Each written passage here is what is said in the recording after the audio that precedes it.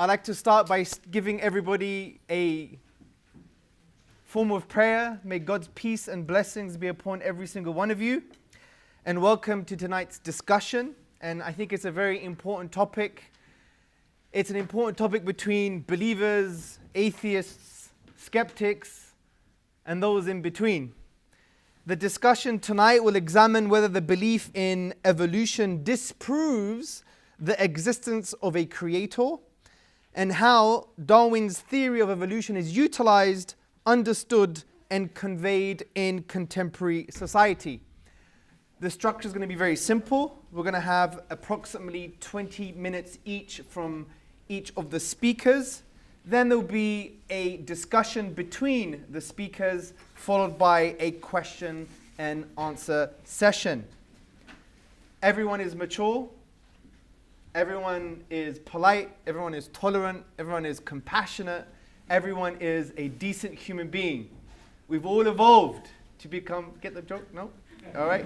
So basically, let me introduce our respected speakers. We have on my right, Professor Jeremy Prichard. He's an active biologist and a senior lecturer in the School of Biosciences at the University of Birmingham.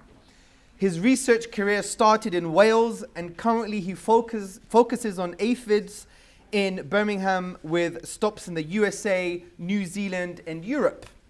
He has published in many prominent journals, including the Journal of Experimental Biology, Global Change Biology, and Biotechnology Letters.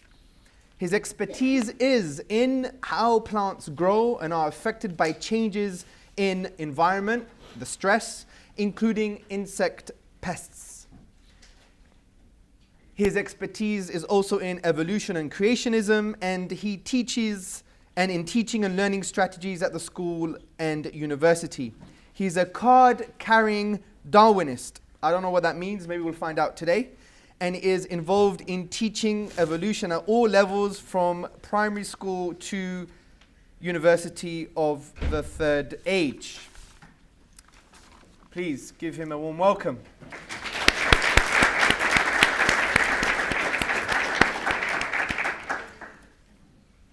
Also to my right, we have Saboor Ahmed. He is a well-known public speaker and writer who has debated prominent academics on philosophy and science. He is currently pursuing postgraduate studies in philosophy and has a particular interest in the philosophy of biology and is specializing in this field. He is also the co-author of a forthcoming book called Failed Hypothesis, Essays on the Philosophy of Science, Atheism, Consciousness, Darwinism, and Islam. So, I don't know who's going first. I do apologize. Professor, if you don't mind, please, the audience. Thank you. Thank you. Okay, so nice to be here.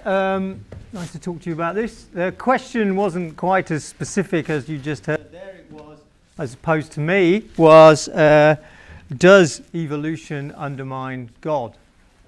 And in my philosophy, no, it doesn't.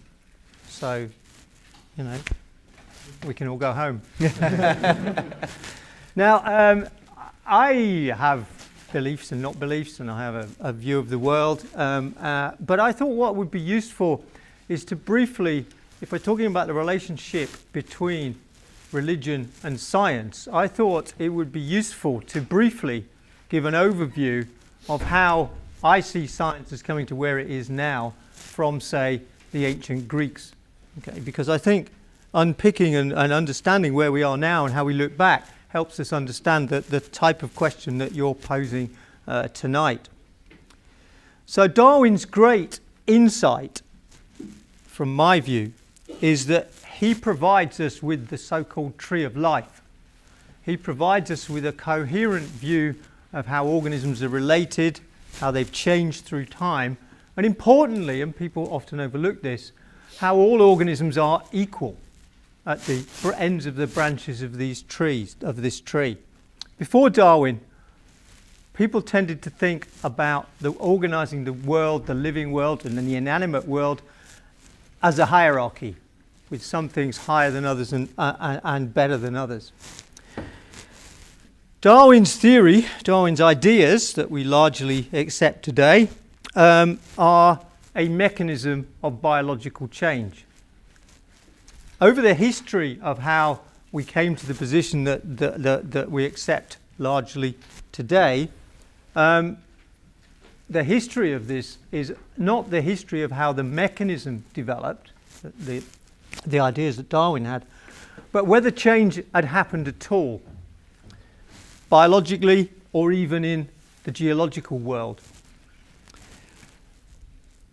What I'm going to argue is, in fact, that the development of those ideas of change was dangerous to society, and that to some extent that was encapsulated in the relationship and the developing relationship, and to some extent the existing relationship between science and religion, science and God. So the Greeks, for example, would look at the world and see the world like we do, organisms all around them.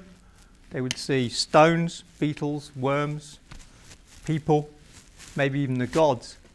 And they would organize them. They would see that there was, some things were simple, some things were complicated, and they would organize them into a hierarchy, like a ladder, with simple things at the bottom and complicated things at the top. Important thing about this ladder is that it's static. You can't move up it.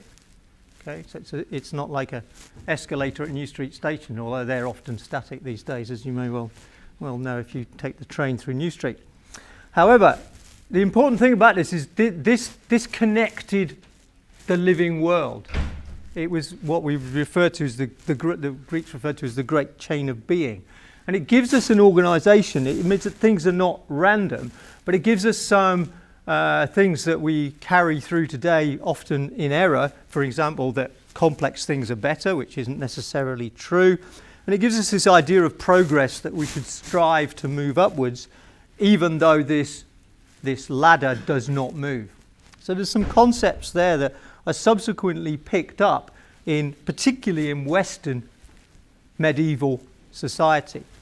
And in Western society at that time, in the medieval time, it was a feudal society, and you had all the money, all the power at the top of that hierarchy, with the slaves, the serfs, the workers at the bottom with very little money. It's in the interest of a society like that that nothing changes, because if things change, the people in power lose some of that power, that influence. And this, you can argue, is encapsulated in the Bible story, in the creation story, in Christian thought, in which the world is created in 6 days and then remains like that subsequently. Things are constant. Things do not change. Things are always as they have been, and to the people at the bottom of the pile, you will receive your reward in heaven. So change is dangerous. And if you want some evidence that is the case, of course, at this time, it was the burgeoning of the Islamic science golden age. And there were people working, like philosopher al-Biruni, working on lots of things, very famous. In fact, he's got a crater named after him on the moon, dark side of the moon, so you have to go around the moon in a spacecraft to see it.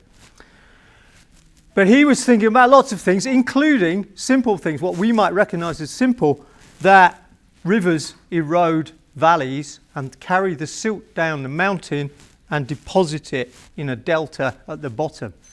Rivers change the environment gradually. Very simple idea. And through a convoluted series of, because of the library at Alexandria burning down, and the Moors and the Christians in southern Spain, the libraries in Granada and so on, these ideas came to be picked up in the West and developed, and they've been picked up, been used from the Greeks through al-Biruni back to the West. And these were picked up in the 1200s by the Pope, and these were recognized as dangerous ideas because they were ideas about change. Very simple, we might think, and they were banned because the logical conclusion of that, if you follow it through, is change has happened, and that what it says in the Bible is not in fact true. So ideas of change are dangerous. In the West at that time, there was people studied nature, but they didn't study, and it's the basis of modern science, what they refer to as natural theology, that we study the living world to study the creation and therefore get to know God better. And in this we have people like Linnaeus, scientists like Linnaeus, who give us the definition of a species. They look at the world and they see that there are some things that are pigeons, there are some things that are eagles, there are some things that are donkeys, and they're different, they're definable, and they're always the same. And we can therefore give it a Latin name, Homo sapiens, whatever, because we can define that thing and it remains the same. So he gives us this idea that species are fixed, and he gives us clear species descriptions. So it well defines that world. And that is the framework into which natural theology, the study of the natural world, comes along. Indeed, it gives us even the idea of that we can natural theology can be used to almost argue for the existence of God. So the idea of the watchmaker argument, that if we look at a watch, we would deduce that a watchmaker had designed it because of its complexity and its function. And we can have the same, the natural theologists would argue the same about observing something complex like an eye that has clearly been apparently designed in order to see in a complex way, and the designer therefore is God. So intelligent design was one of the consequences of that. But we're not there at the moment. Now things have changed in the way that we view the world, and in a sense the seeds of that change were sowed in a way by Linnaeus, because by describing species very clearly, people started to be able to see that the world wasn't random, but that there were, if you looked at these species and organised them, some species were more similar to each other than others. So the eagle is more similar than it is to the pigeon than it is to the donkey. And so an organisation starts to emerge. And so what people start to say, well, why are some things more similar to each other than others? And one of the answers was descent with modification from a common ancestor. So there was a common ancestor, and then there were changes to this ancestor. There was a split. There were now two species, and so on down. So that diversity comes from descent with modification from a common ancestor. There was not a mechanism for that necessarily. It was just a description of a potential phenomena. And other things happened. Galileo removes the world from the centre of the perfect universe, the perfect spheres. The microscope sees new worlds in drops of water. Voyages of discovery to the other side of the world see organisms, animals not mentioned in the Bible, and so on. And within society, we started, particularly in Birmingham with the Lunar Society, we started to get ideas about change in society. The Lunar Society, a group of people used to meet in Birmingham, discuss ideas about change in machinery, ideas about change in society. Anti-slavery campaigners, for example, in the Lunar Society, which ties into Darwin's ideas about equality of organisms. Direct links there. But these ideas, again, were still seen as dangerous. So the Lunar Society, for example, some of the Lunar Society, their houses were attacked by mobs and they were burnt down in Handsworth because they were thinking about change. And people, particularly in England, saw change as dangerous because in France there was revolution going on, one of the most serious sorts of change. Change is dangerous. So at this point we had then a world in which either the world had been created and then things like volcanoes and earthquakes happened, catastrophes. And so the world was created but then pockmarked by these catastrophes. People could see volcanoes, people could see earthquakes. But then people were also picking up those ideas about gradual change, the sort of things that Al-Biruni had talked about, that gradual change happened, and we had a phenomena called Uniformitarianism. in that the world that we see about it with the processes that operate in the world, in both the geological and potentially the biological world, are the same processes that have always operated. There is a consistency. There isn't this big bang and it's changed and then we wait for the next earthquake. Things change gradually over time. So I'm obviously skating very quickly over this, but once that change, particularly in the biological world, has been established as a fact, then you have to think as a scientist about, well, how does that work? We describe something and then what's the mechanism by which that change occurs? And there were lots of suggestions about this, and Darwin himself comes up with the theory that we now use as the baseline today, and it's very simple. Darwin noted that more individuals were produced by most organisms than can possibly survive, and so does a lot of them die. He noted that individuals are different from each other, that individuals vary. And he also noted that those variations are inherited. The key thing is that he suggested that the possession of a certain variation might allow you to survive rather than another one. So the chance of survival of those overproduced individuals is not a random process. It's a process, if you like, in inverted commas, of selection. Some of them are selected by the environment to survive and some aren't. So if it was cold and you had a set of organisms, some who randomly had furry coats and some of them who didn't, the ones with furry coats would survive because they can keep warmer. Their survival is not random. They just survive because they can keep warm because randomly they have a coat.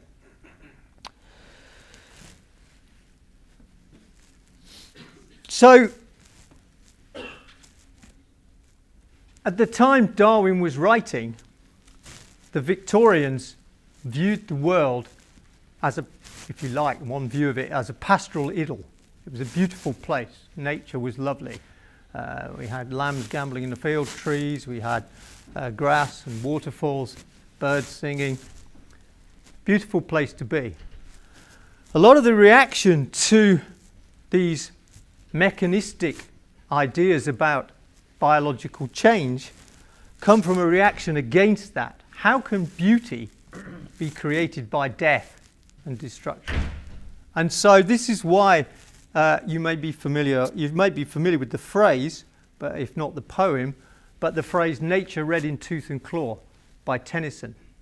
And it's essentially a diatribe, that's probably too strong a word, but a cry of despair from a man who feels that his religion has been taken away, that God has been taken out of the equation, because God has now been separated from the physical world.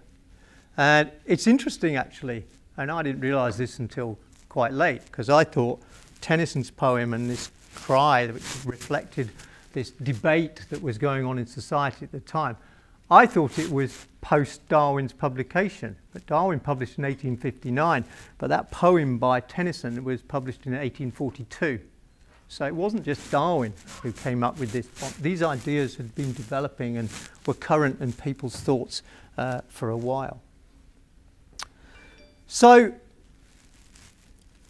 I think that the idea, just in that brief overview, and obviously it's loads of information, I think my colleague probably knows a lot more about it than I do, but I think it's interesting to see how we move from, or the development of science comes out of that natural theology, that religious view of the world. And there's a separation there, potentially, depends on how you want to live your life, what your philosophy is. And I think people like Thomas Aquinas, the Christian philosopher, actually articulated that quite well, that you can only come to know your God by a revelation, whereas you can't come to understand that through observation of the natural world. These two things were separated. And I have Christian friends that I speak to about this, and that is their view. That is their view of their world, that they study evolution, they're comfortable with the processes that we may talk about later, but their religion is a personal, internal thing, and their God is not physically in the world like that. Not my words, the words of other people. Anyway, I hope that is an interesting overview of where I see some of these ideas come from. Interested in people's thoughts and the follow-up. Thank you for listening.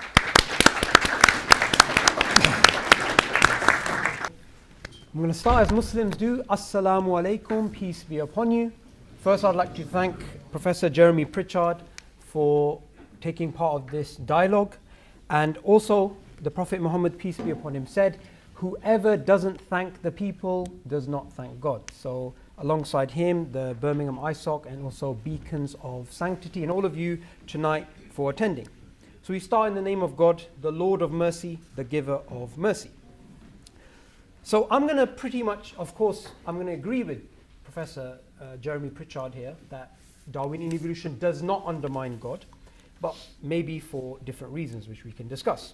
Now my case is the following. Darwinian evolution does not undermine God. Evolutionary biology works in a neutral framework, in a metaphysically neutral framework. What does that mean? That means they are dealing with real life problems which impact every single person in this room and every single person in the world, which is antibiotic resistance. They are not involved in trying to spread atheism. They're trying to stop the spread of bacteria. Greater goals. And when we actually speak about evolution, what are we actually referring to? Because evolution can mean many different things in many different contexts. So we're actually speaking about Darwinian evolution, which is the twin claim that all of life, bacteria, human beings, leopards, Lady Gaga, everything goes back to a single common ancestor.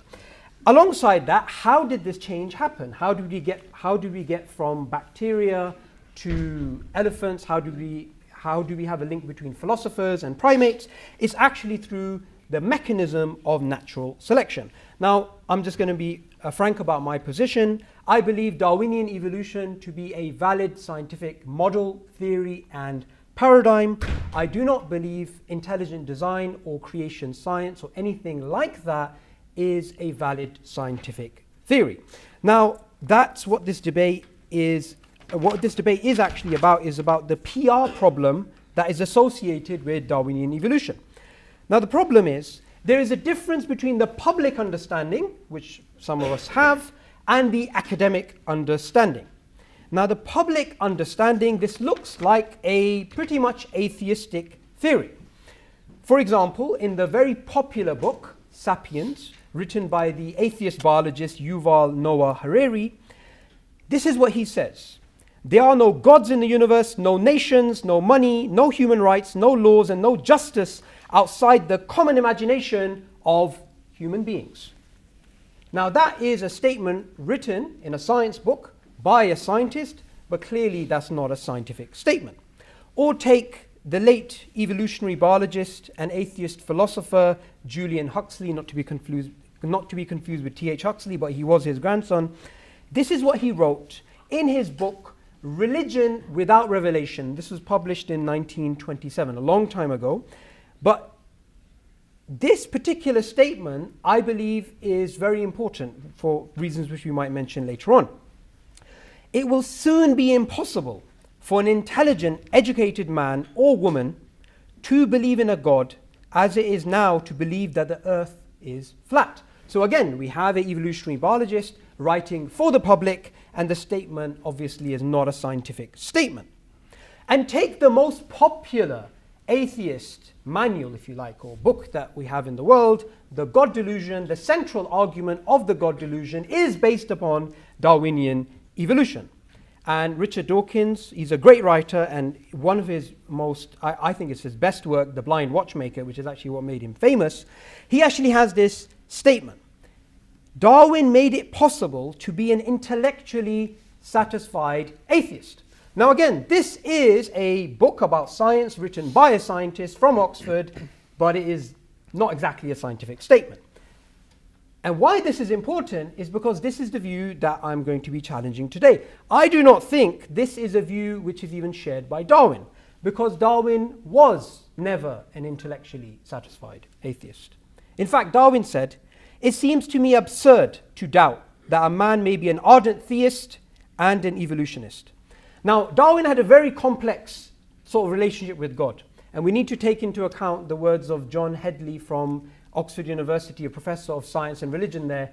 We should be careful about pigeonholing a man who wouldn't pigeonhole pigeons. So I'm just going to be pigeonholing him for sake of brevity, but we can go into details about why he went through those transitional changes later. He first off started off as a Christian. Now, as a Christian, he actually wanted to, at one point, as Professor Prichard knows, or he may have briefly spoken about, he actually wanted to become a priest. Later on, he became a deist. Now, what is a deist? A deist is somebody who believes in God but does not believe in religion. He just believes in God. Later on in life, he became an agnostic because of the problem of evil. So nothing to do with science. What's really interesting is Darwin actually said, "In my most extreme fluctuations, I have never been an atheist in the sense of denying the existence of God." In fact, this is a very interesting incident. When a reviewer wrote a review about Darwin's book, Origin of Species, and he said, "This conception that the creator makes the initial creation, which then evolves naturally into all the forms of life that we have today, is just as noble of a thing for God to do as for God to create every species individually." Darwin was so impressed by these words, he actually included it in his second edition of The Origin of Species. So clearly, he was not an intellectually satisfied atheist, and I don't think he would agree with this sort of taking his theory and making it into a atheistic type of theory. In fact, he explicitly wrote, and this is in a book, a very important book, I think, written by Nick Spencer, Darwin and God. Darwin particularly wrote, "I had no intention of writing atheistically." Now, I believe Darwin is correct, and the popularizers, like Richard Dawkins and Julian Huxley and others, are incorrect in regards to theology in terms of undermining evolution, undermining the existence of God, because of the conflation of two types of naturalism. There is methodological naturalism and philosophical naturalism. Now, methodological naturalism is very, very simple. We're all scientists. We walk into this science room, and we all have a working assumption. Whenever we look at nature, we're going to use natural effects being explained by natural causes. Very simple thing. So we're not going to refer to an immaterial mind, the soul, God, anything like that. The second type of naturalism is philosophical naturalism, which is, outside of this room, as a belief system, we only believe that nature exists and there is no God, there is no soul, there is no objective morals or anything like that. Obviously, these are two different things. One is a working assumption in science, and two, philosophical naturalism is actually a belief. Now, methodological naturalism is actually very controversial. Well, it's not controversial. It's been made to appear controversial. But this is the very reason why I mentioned earlier that I do not believe intelligent design as a theory to be science, because it's not in line with methodological naturalism. Now, what Elliot Sober, an atheist prominent philosopher of biology, what he explains about this particular conflation is this. Evolutionary theory is neutral in regards to the second definition of naturalism, which is philosophical naturalism. It only adopts the first. He also has a very important statement about this. The theory of evolution does not rule out deism, the thesis that God starts the universe in motion and forever after declines to intervene. But the theory does not also rule out a more active God whose intervention into nature fly under the radar of evolutionary biology. So this is very important to understand. Whenever a scientist is working within his field, a reference to God or anything metaphysical is something that they obviously cannot do. And Scott Todd he's another evolutionary biologist, and he explains this, and I think in a bit more clearer terms.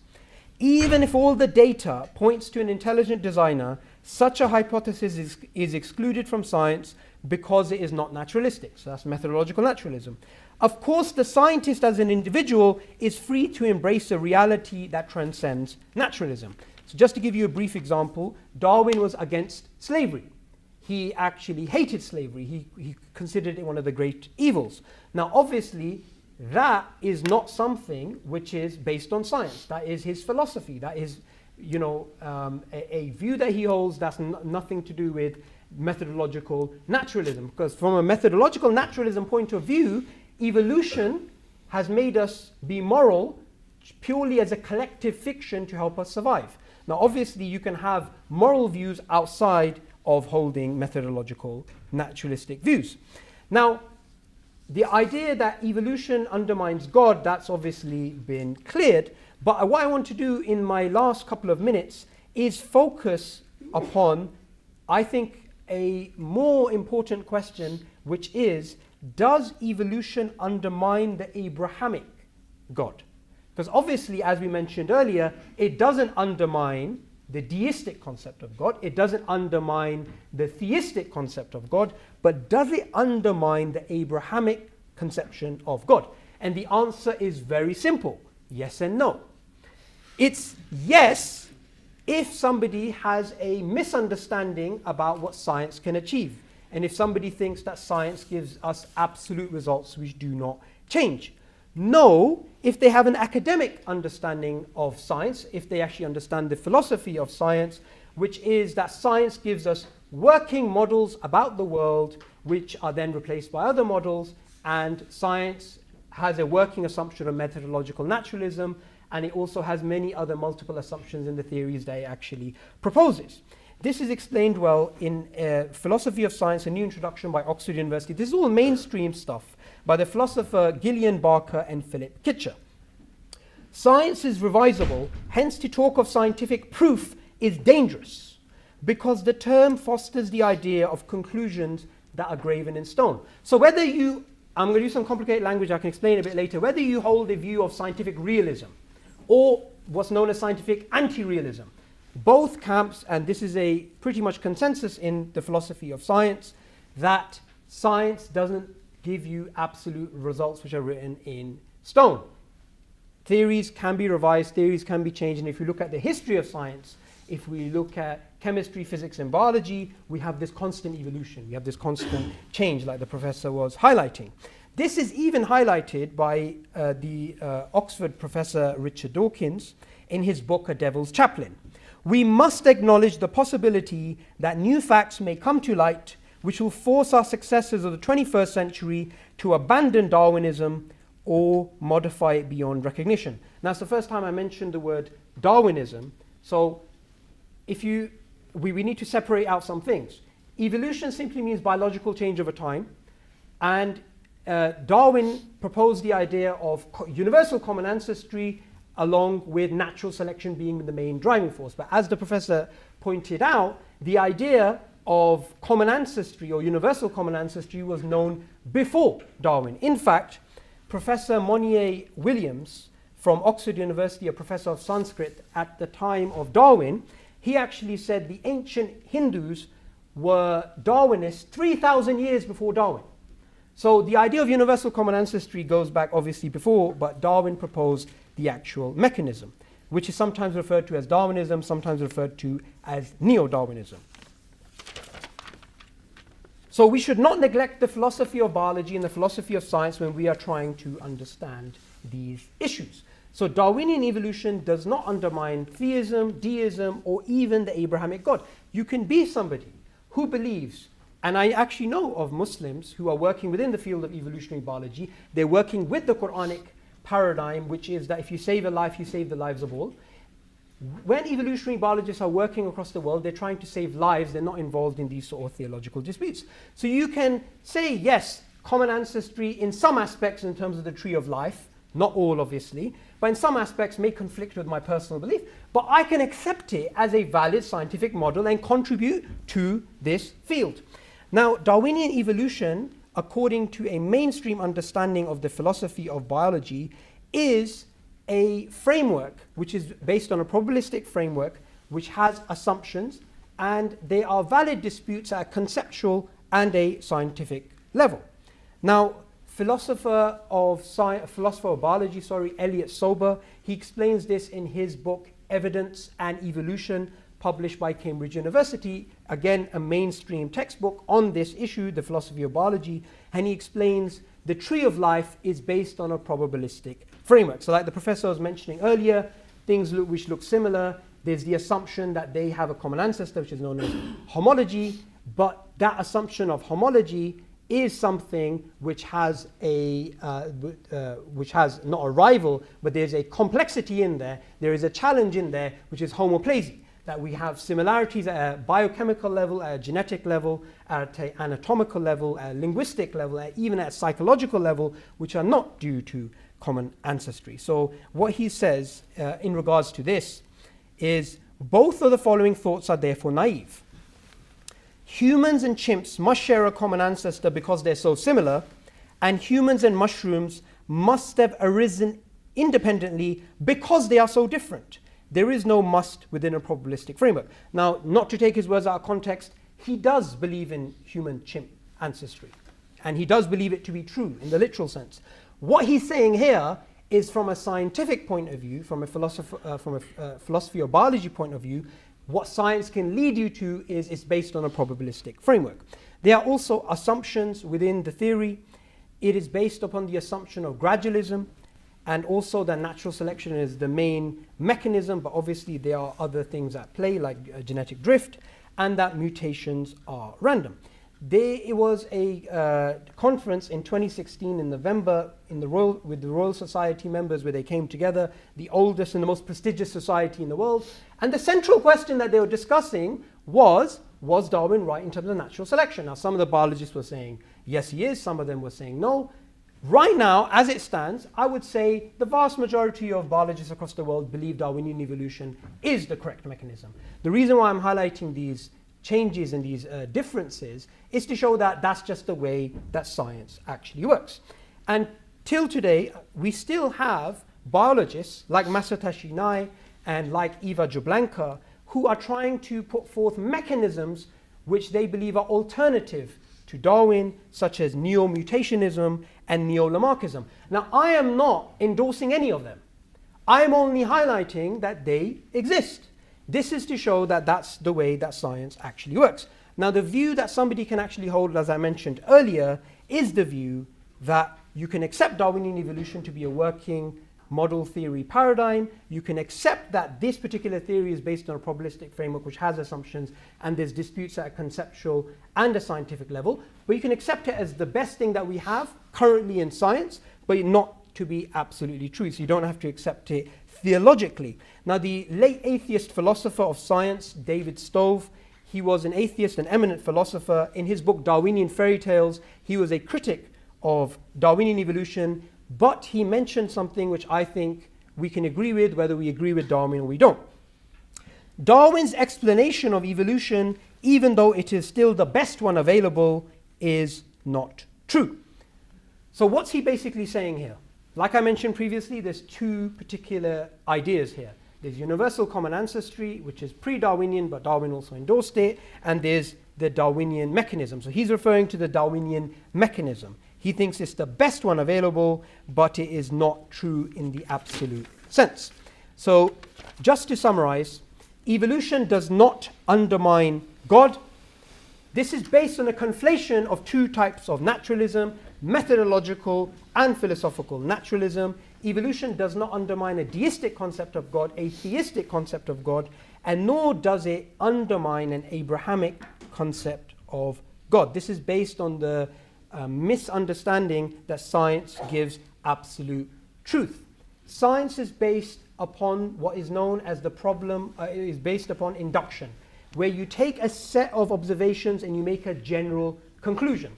Now, you can always have a new data which can challenge your previous data. And you can always have a new interpretation which can challenge your previous interpretation. So the problem of induction is a reason why science can never give you absolutely certain results which never change. In fact, there was an interesting discussion with the philosopher Stephen Law and Richard Dawkins, which you can watch on YouTube.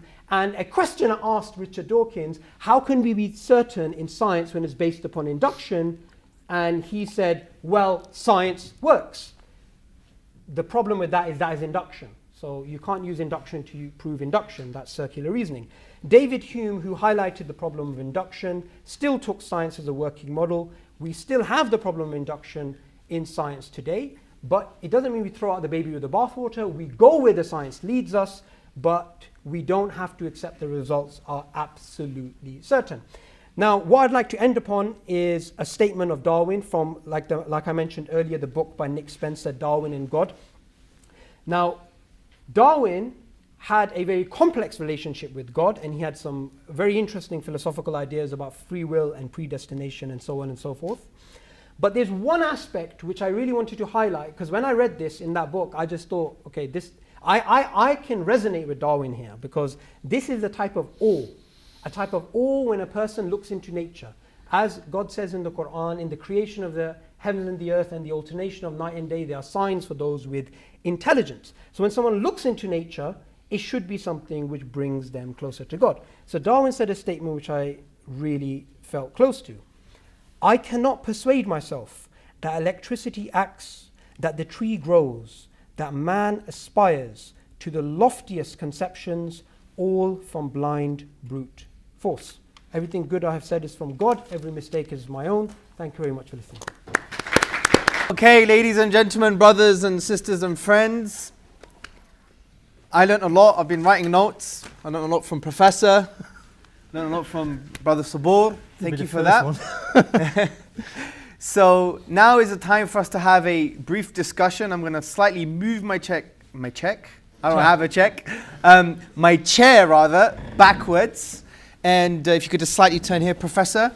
So I think the way to start this off is with a question from yourself, Professor, to Saboor, and just have a discussion. And if there's any swords drawn, I'm in the middle. So I'm going to be a silent spectator for now. So, Professor. I agree with most of what you say. I mean, I can't think of anything specifically I don't. I think the ideas about Darwin that you talk about are right. I mean, I think he didn't want to be a clergyman. I think he was part of a society in which the people of that class had to look for I think he studied medicine in Edinburgh and couldn't stand the sight of blood. And when his father found out that he wasn't going to be a doctor anymore, he pulled his money and brought him home. And for somebody of his class, I think being a cleric was the next thing. He could go shooting and collect beetles, which was one of his things. And so he did actually qualify, I think, as a religion. But just before he had to go back to Shrewsbury and find a church, he managed to get himself a berth on the Beagle, and the whole course of his life changed. So, I mean, but no, I mean, I haven't got any specific rapier-like questions that you need to defend against. I mean, just a discussion. Yeah. But so no, I mean, I admire Darwin for being a scientist and being somebody who. I did some work and putting together an idea about these ideas of how change came about, and I'm quite fascinated by the ideas that these ideas of change are dangerous and they influence the way we interpret these things now. But I tried to trace it through and look at people writing about this stuff and through the 1700s and looking at where did Darwin's ideas actually come from, and they are. You may disagree, but I can't see anywhere where they're parts of a sequence. He seems to have had that insight himself, building on the stuff of others, but he builds something new from what was lying around. And this idea that before, even Lamarck, for example, talked about hierarchies and ladders and things. He made the ladder move, but he's still got a hierarchy. And I think so Darwin does come up with this new stuff with the tree, and I like the idea that you talked about slavery. That was very important to Darwin, and there are some new biographies about him where that's a driver. That idea of equality. If you look in The Origin of Species, the only picture is that of a tree, but it's not a tree like we would have with the branches all around. It's flat, and I think that's deliberate. That everything on the end of those branches is equal, because at Darwin's time there were philosophies around that there were 27 different species of human, which of course was promulgated by the West as part of the dominance, imperialism. Exactly. Yeah. I mean, it's interesting you're speaking about Darwin's belief. His disbelief, not disbelief, because he never became an atheist, but his doubts about God started with the death of his basically daughter, right? And also his son passed away 2 days before he actually gave his paper to like the Royal Society. And what's really interesting is that throughout near the end of his life, he became an agnostic because of the problem of evil, but he was constantly going back and forth. And what's interesting is that Elliot Sober writes about him that he's a methodological naturalist. So he said, okay, that's like nature. I can't like, I'm not going to assume that God intervenes. But he was never settled with the idea that this is all purposeless, that there's the universe is all the product of some sort of blind brute force, right? What I'm really interested in is why he became a beacon for the sort of secular atheistic sort of crusade against religion and Christianity in particular. And today, when you mention Darwin's personal beliefs, people are very surprised. They're like, okay, so he's no longer, pigeonholed as the head of this sort of movement. And when I read works like, well, if you consider it works, The God Delusion, and you just find Darwin so prominent in there. And I think Darwin would not be happy with that, with his name being used in such a manner. Yeah, I think that's right. I mean, I think Darwin has become this cipher that we defend, and you can't say that because Darwin said it in an almost religious fervour sort of way. It's worth remembering Darwin was wrong about a lot of things. The 6th edition of The Origin of Species, Darwin was, which is the last one that Darwin contributed to, Darwin was searching for a mechanism. Because you mentioned neo-Darwinism, which is the synthesis of modern genetics with Darwin's ideas about differential survival. He didn't really like the phrase natural selection because it implied a selector, whereas it's actually life or death depending on the environment. And Darwin was looking for a mechanism by which this variation is inherited. And Lamarck's ideas, which were obviously wrong, about inheritance of acquired characteristics, the classic thing of a giraffe stretching its neck to reach some leaves and therefore then having an offspring with a longer neck, had been disproved before. If you cut the tail off a mouse, it doesn't have a baby with no tail. If you lose your finger, you don't have children with no fingers. So this inheritance of acquired characteristic isn't true. But Darwin came up with an idea and it's called germules and pangenesis. And it's in The Origin of Species. It's been disproven. Yeah, and although it's interesting, I used to think that, and I still do broadly, but I set my first year students an essay called Is Epigenetics the New Lamarckism? Yeah. Because there is therefore, those of you who know about genetics, that your genes could be switched on or off because it's cold or warm and it helps you adapt to the environment. And people are now finding out that some organisms, their offspring, be they plants or people, have those genes are still switched off. So the environment, they've acquired a characteristic because of the environment, and then they pass that on to their offspring. And by some definitions, that's Lamarckism. Yeah. Of course, it doesn't cascade down the generations in the same way, and it doesn't change the genetic code. Well, it's definitely not progressive, because that's one of the ideas of Lamarck, which we don't have evidence for that. Things are getting more, and complexity is obviously confusing. But what's really interesting is when it comes to actually Lamarck's ideas and the way he was ridiculed for almost 200 years. But if you read Darwin actually flirts with the idea of acquired characteristics. He's finding it difficult to understand the inheritance process because there was no mechanism. At the time Darwin was writing, Mendel had done his genetics, so the genetics was there, but nobody'd realised the significance, partly because Mendel was talking about round and wrinkly peas, so you were either this or you were this, whereas as you said in your presentation, we're talking about gradualism, and that you can't be a little bit more wrinkly, and so the genetics was wrong. It was qualitative changes rather than quantitative changes, and it wasn't until later that we came to understand that genes can have many effects and many genes can have single effects. So many genes affect your height, for example. You wouldn't be this tall or this tall. There's a whole gradation. And when that came, people realised in the 20s and 30s that was could be combined with, that was the mechanism.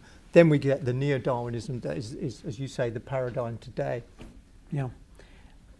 What's, I think, very important for people to take away as well is the distinction between methodological and philosophical naturalism. Because that is, I think, central to the whole confusion between science undermining God, Darwinian evolution undermining God. And this is why I think it's very important to bring in philosophy of science within science. This will narrow the gap, as you know, between the popular understanding and the academic understanding. And also that it'll help people to appreciate that there's different ways of looking at the world. It's not just, let me just put on these lenses of science, right? There's other ways of actually acquiring a truth. I remember a few years ago, I had a conversation with someone, and I said, do you believe in God? And he said, I believe in science. And he said it in a very religious way. But, can science pay your bills? Can science tell you what's right and wrong? Can science tell you if Plato existed? That's testimony. So there's many different routes of knowledge, and I think this is why science has done so many great things in our contemporary society that we just put all our eggs in that one basket. So how do you see that sort of playing out in the next couple of years in the way people think? Well, I think the key point is the one that you made when you spoke about uncertainty and science and proof. We can never prove anything in science because we work with statistics, we work with probability.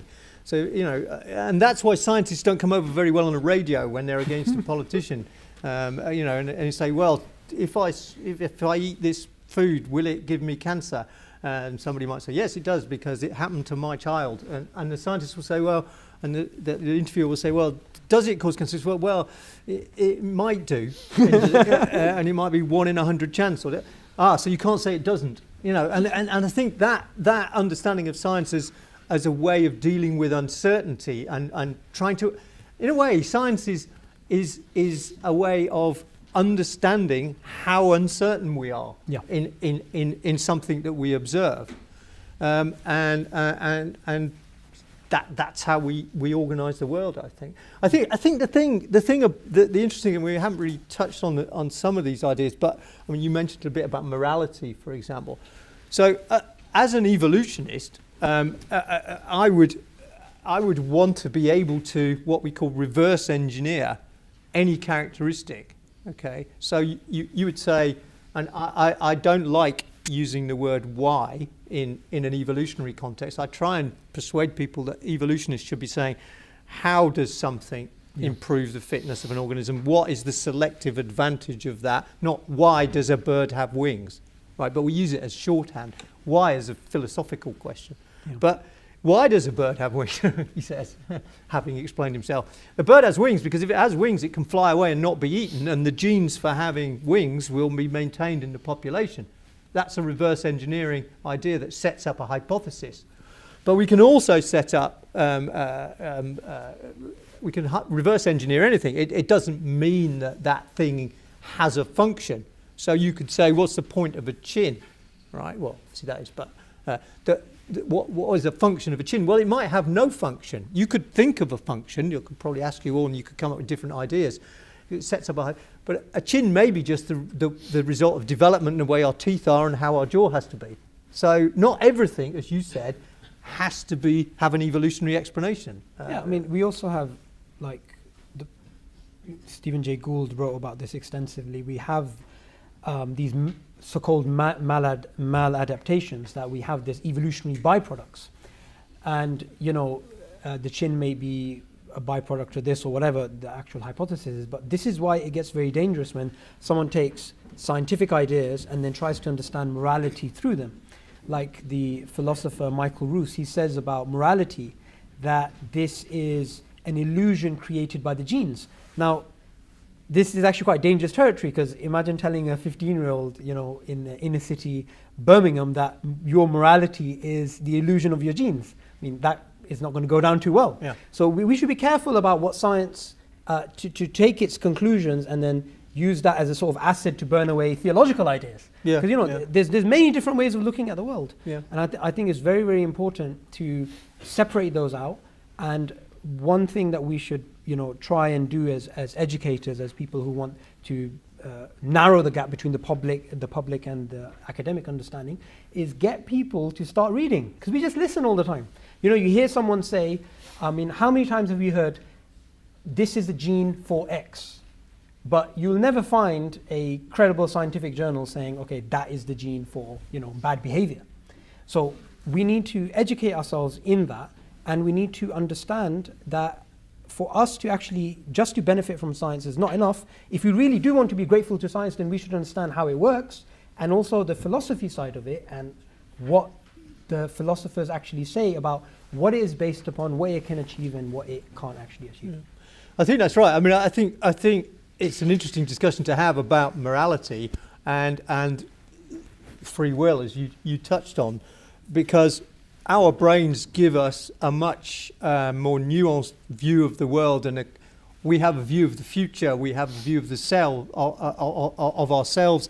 We have empathy, which most organisms don't have, and it's important for society and our previous evolution in groups and to be successful in the environment which we came through as a group, where we could share tasks. But that also gives us a responsibility and an opportunity. And if there was a gene that meant that you didn't have empathy, and there are people who lack empathy, psychopaths, yeah, of course. And there may well be a genetic basis to that. It isn't a single gene. It will be like your height, a combination of genes. But, does that make that person evil or not evil? Because it's not their fault. And that is a moral, and that is also a legal distinction. If you have a gene that makes you do something and you kill somebody, are you guilty of murder, or is it not your fault because of your genetics? And that because of where we are in our evolutionary trajectory, in a way it's a curse, it's a responsibility, because you have to develop a philosophical moral view that takes that biology into account, because we are more complicated. Not only that, I mean, that's very interesting insight, but also that when they are scientific ideas, those scientific ideas have a basis. And that basis, if you give someone that scientific idea without giving them that actual basis, then they can use those to actually run away and come up with conclusions which don't make any sense. Like when the famous Selfish Gene book came out, some people misinterpreted that as a type of vindication of morality, right? It was like, okay, we can be selfish, greed is good. But anybody who understands the philosophy side of things will understand, okay, wait, hang on a second, that's based on the idea of the selfish gene, which is that the gene is the unit of selection, and that basically that's just a model that we have within population genetics, and you cannot get a ought from an is. Even that's the naturalistic fallacy.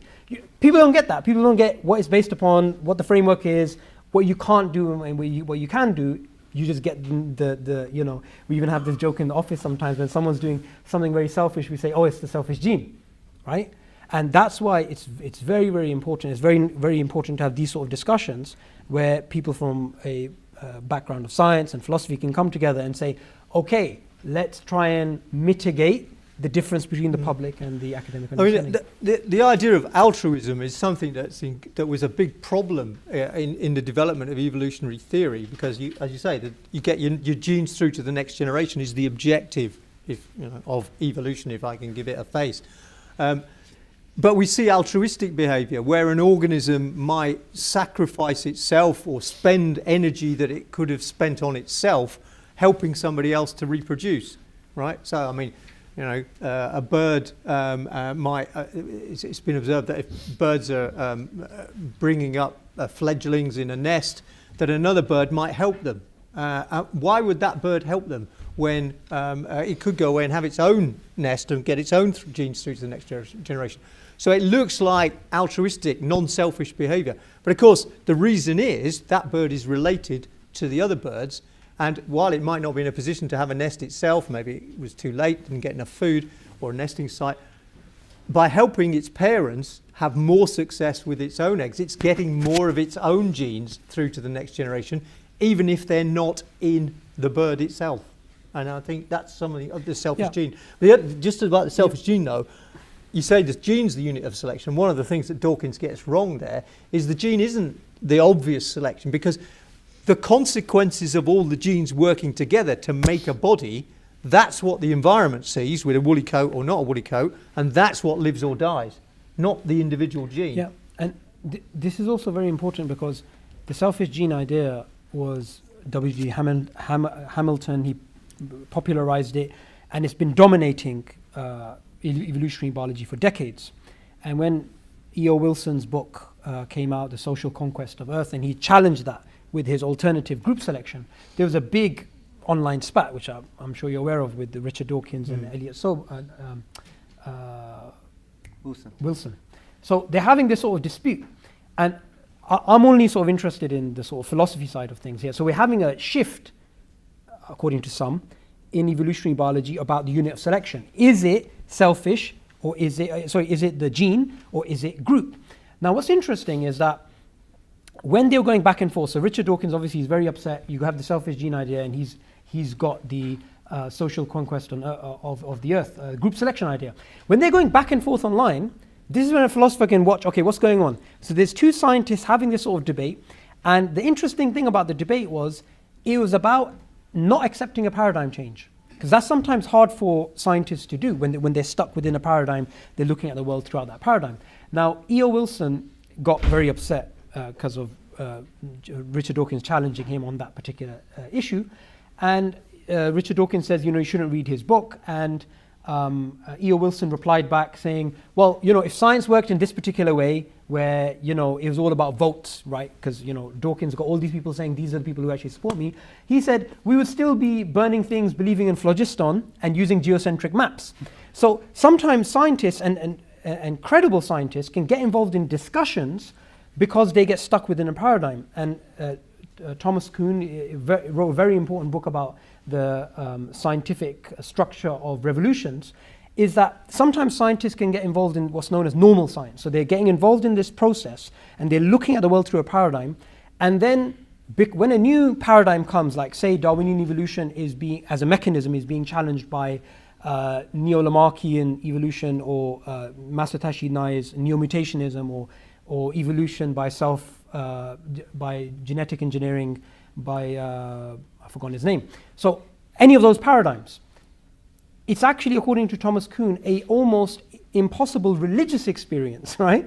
To change from one paradigm to another, because it's been working so well. And we saw this at the beginning of the 20th century with quantum theory and classical mechanics, Newtonian mechanics, that some of the scientists just did not want to accept. And plate tectonics. So I will have to do a paradigm shift right now. And I think it's time. We have about 7 minutes for question and answers. He's but that was an amazing discussion. I think a round of applause for that.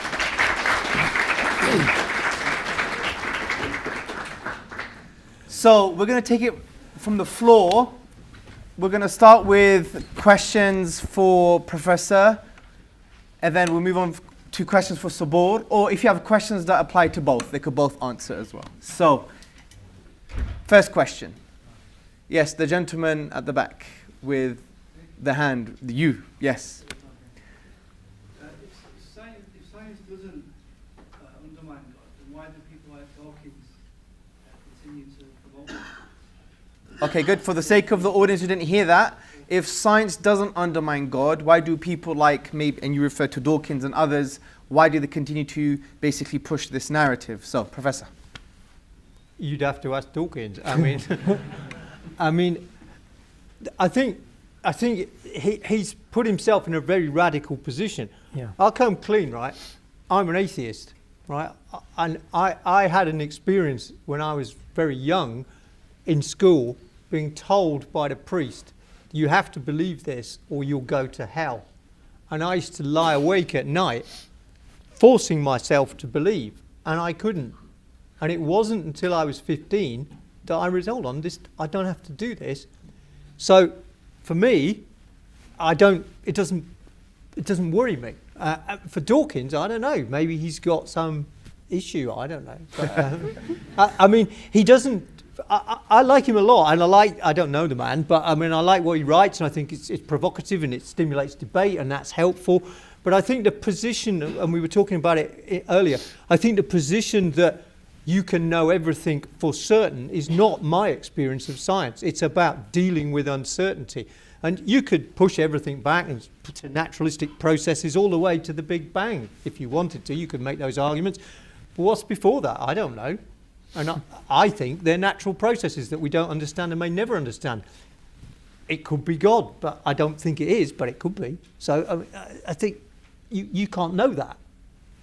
You can know it by faith, but you can't know it by study. Question for Saboor. Yes, sir.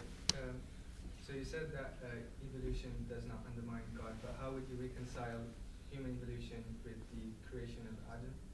Okay, good question. So as I mentioned earlier, evolution doesn't obviously undermine the deistic concept of God, the theistic concept of God. Does it undermine the Abrahamic concept of God? Now, evolution can mean many different things. So for example, in sub-Saharan Africa, we have people with certain mutations which can actually, they become immune to malaria. That's the type of evolution, if you like, human evolution. So what you're actually particularly talking about is human chimp ancestry, which, if you look at the tree of life as a whole, as a Muslim, looking at the Quran, you can't say much about the tree of life in general. So the whale may have had a mammal-like common ancestor, right? We can't say how many origins, right? Darwinian theory at the moment says 1. But in terms of the human chimp ancestry and the Quran, Quranic scholars say that's not possible. That, whatever you want to relate this species to that species, that's not possible. So how do you reconcile that? Because that is obviously a direct conflict in one particular area. Now, the way I see it is it's not a conflict. It's a conflict if you believe science gives you absolute certainties, because you have two different ways of looking at the world. So one way of looking at the world is this. Okay, I'm only going to use science. Now, what does science actually say about human chimp ancestry? Regardless of what you hear on, YouTube videos refuting evolution, there's this scientist who disagrees, this scientist who disagrees. It's actually a complete consensus amongst evolutionary biologists that human chimp ancestry is true. Like I mentioned earlier, based upon the assumption of homology. Their similarities are due to common descent. That's there. There's no skirting that. So how do you reconcile that? Well, if you believe that that's based on a probabilistic framework, right? And that's based upon the assumption of homology, that similarities are due to common descent. And like I mentioned previously, we also have the problem of homoplasy, that we have similarities at a biochemical, genetic, and anatomical level, which are not due to common ancestry. And there's lots of evolutionary biologists who've written about this. So you'd actually have to do a sort of epistemic weighing, right? So we have science, which is giving us one particular idea, which, as Elliot Sober mentioned, is based on a probabilistic framework, which is based upon the assumption of homology, which is also based upon the assumption of methodological naturalism, which is also based upon the assumption that natural selection is the driving force, which is also based upon the assumption that random mutations is the fodder for that natural selection, and so on and so forth. I'm not knocking that. I'm just saying that's just the way it is. And you have the Quran. Okay, so which one do you go with? Do you say, okay, let me throw out the baby with the bathwater, reject science completely? You could just say, well, okay, I'm a Muslim. I believe the Quran is true. I believe it's personally true because of these particular reasons. I believe it because of this particular miracle of the Quran, or this particular prophecy of the Prophet Mohammed, peace be upon him, or whatever.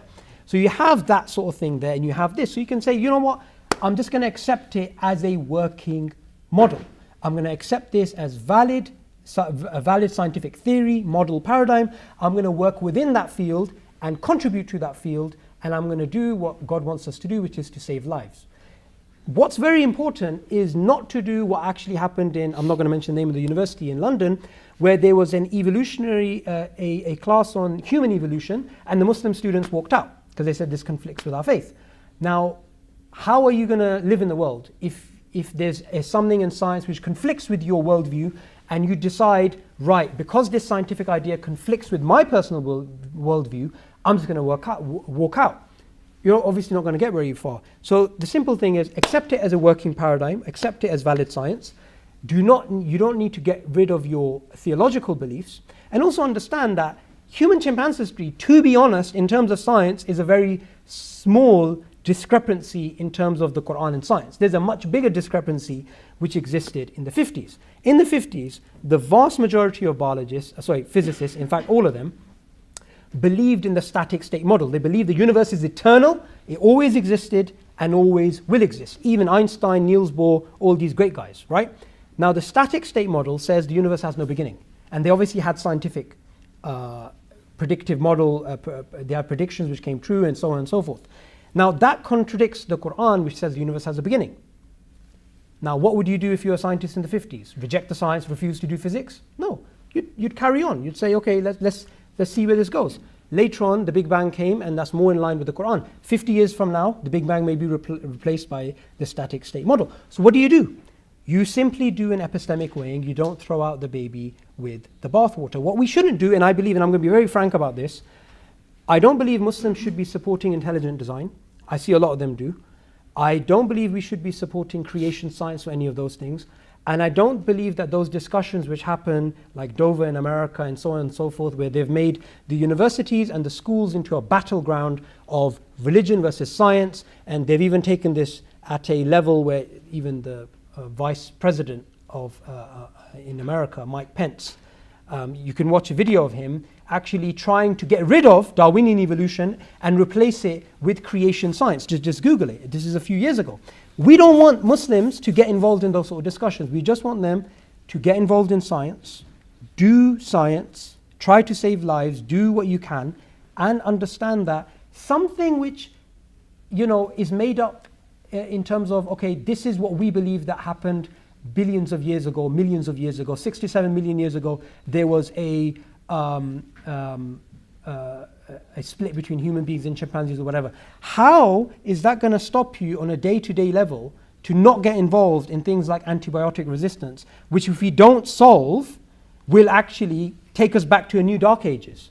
And just a few months ago, I had a meeting with a prominent and one of the most prominent people working in this field at the moment, Dr. Fareed Khan. And he's an evolutionary biologist who's a Muslim who's working on this particular issue of antibiotic resistance. He's dedicated his life to the field of evolutionary biology because he believes, and he said this himself, the Quran says saving one life is like saving all. Imagine if he said, right, I'm not going to get involved in this field because this contradicts my belief. You'd get nowhere. So we're trying to give people a pragmatic approach where they can contribute and they can actually understand that it's not their role to get involved in those theological discussions. They can just take this practical solution and apply it in their lives. Okay, we have time for one final question. It's going to be a question for both. Has anyone got a question that could be applied to both From the sister professor over there. and Saboor? Is that for both, sister? Go for it. Go for both. That's fine. Oh, you have one for both? Yeah, possible. Okay, one for both. Sorry, I do apologize. Maybe you could ask him after. Sorry. So we talked a bit about how personal events during Darwin's life impacted his religious opinions. How much do you think that, you talked a bit about changing society, how much do you think that this societal impact that his work would have impacted his scientific view on what he was postulating? That's a good question. I think there's two aspects to that. I think firstly, his family background, I mentioned the Lunar Society, both his grandfathers, Josiah Wedgwood and Erasmus Darwin, were members of the Lunar Society, so he had a history of understanding change and what the impact of these would be. As you said, he trained as a cleric, so he knew the current paradigm of what those ideas of change would do. When he was on the Beagle, Captain Fitzroy, he was a creationist who Darwin sat across the table from and heard the consequences. Darwin's own wife, Emma, was effectively what we would recognise as a born-again Christian today. So he was exposed to those ideas. And you could argue that, some of the reluctance, some people do, some people disagree, the reluctance to publish the way that he exposed individual bits of the theory to the scientific community without revealing the whole can partially be explained by that understanding. Remember, he's writing in the time around the 1840s where people in Ireland are dying of famine for biological reasons. So the biological impact of that, the death of people. There were riots in London, and so that change and this idea and the stories that are coming from his grandfather about the Lunar Society and the burning of the house. So there's that. But I also think you can flip it and talked about the slavery and things and the fact that he's thinking about his biology and his ideas of change and how things are. And we touched on the morality a little bit and the way that organisms are equal and that humans are equal. I think he was very aware of that, and to a certain extent that was one of the things that he wanted his science to say. And I think he would have been very disappointed with the way that there was a direct relationship with the way his ideas of superiority and strength was used all the way through to the Nazis and the final solution, which can be directly traced back through philosophers like Nietzsche. And that would have really upset him. Saboor? It's a very, very important question, and I'm sure you know more than me on this topic, but he was reading Thomas Malthus's book on, essentially economy, how it works, and about demand and supply, and how you always have a lot more demand than there is supply. And that's actually what some historians say, how he developed his ideas of natural selection, that you have this huge amount of demand and very little supply, and which creates competition, and then the majority have to basically fall by the wayside.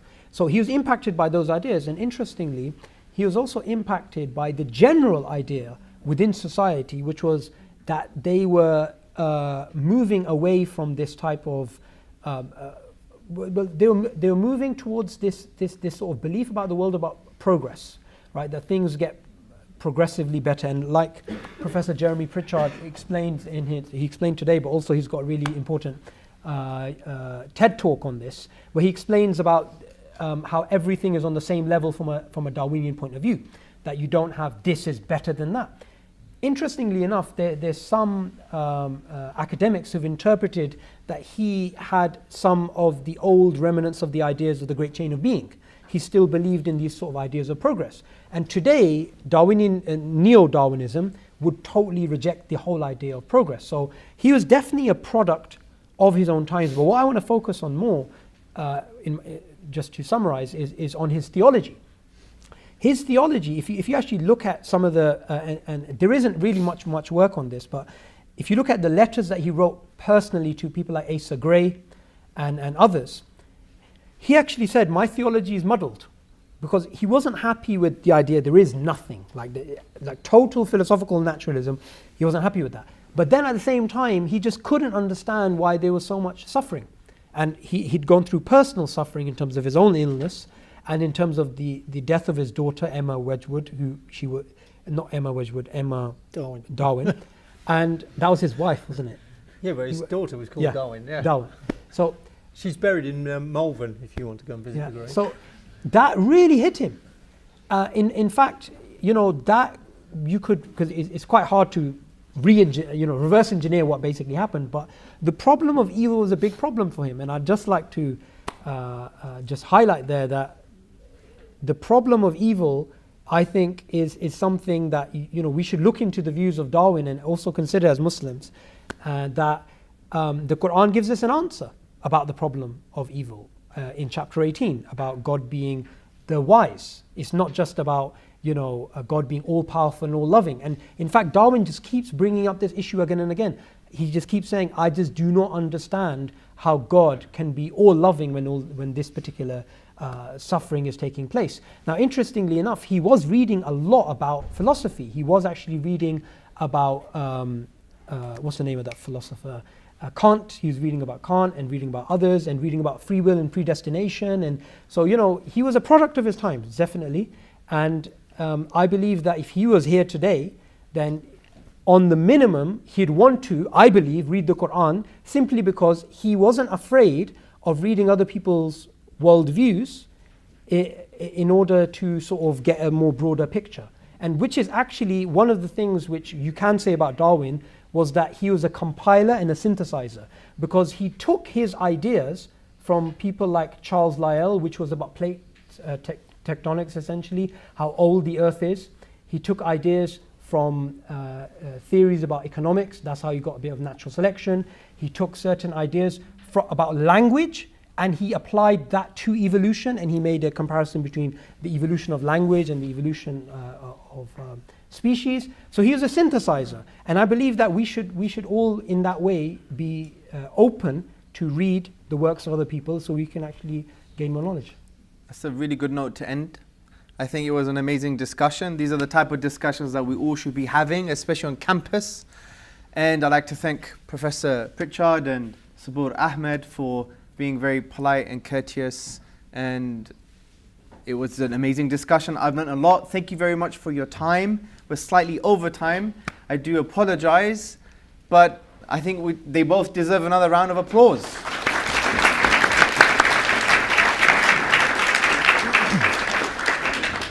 So have a great evening. Thank you for coming.